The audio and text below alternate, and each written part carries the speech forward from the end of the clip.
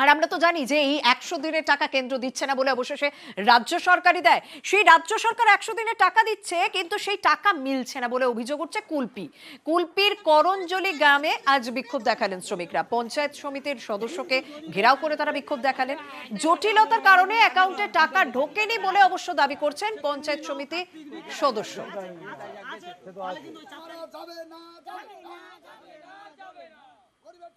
2020 সালে কাজ করেছি, অন্তত মিনিমাম 500 লেবার কাজ করেছে। সেই কাজের টাকার দাবিতে আজকে আমরা এই বিক্ষোভ বা এই সমাবেশ হয়েছি।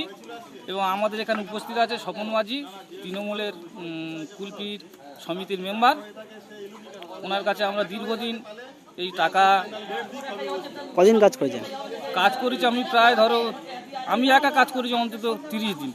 100 দিনের কাজের টাকা আজকে 4 বছর 5 বছর ধরে কাজ করে রেখেছে, অথচ তারা 100 দিনের কাজের টাকা পায়নি। এবারে আমাদের বর্তমান তৃণমূলের অঞ্চল সভাপতি স্বপন মাঝিকে আমরা গ্রামবাসীরা সবাই মিলে স্বপন মাঝির কাছে টাকার জন্য বলা হয়। উনি 4 তারিখ সময় নিয়েছেন, 4 তারিখের মধ্যে সমস্ত টাকা পয়সা হিসাব নিকাশ করে গ্রামের সব মানুষকে দিয়ে দেবে। আমরা 4 তারিখ পর্যন্ত অপেক্ষা করব। এদিকে তৃণমূলের বিরুদ্ধে অভিযোগের স্বরূপ স্বাভাবিকভাবে বিরোধীরা 100 দিনের কাজের টাকা নিয়ে দুর্নীতির অভিযোগ করছে বিজেপি এবং আইএসএফ। দ্রুত সমস্যার সুরাহা হবে বলে আশ্বাস পঞ্চায়েত সমিতির সদস্য স্বপন মাঝি।